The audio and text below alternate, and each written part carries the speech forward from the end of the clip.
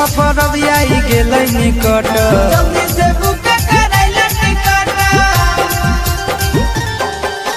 पैसा कौड़ी के हो नहीं है दिक्कत जल्दी से बुक करैला टिकट ओने से किनक कलश पचड़े नदिया राजा फल लई हा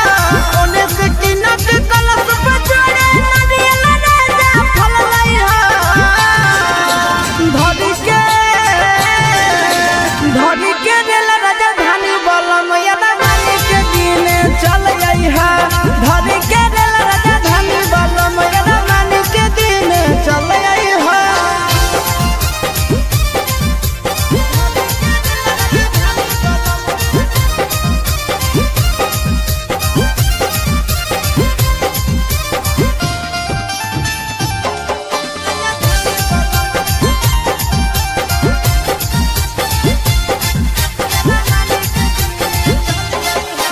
पहले पहिल करबै छठ शुरुआत दौड़ा लेके माथे जइहा तू घाट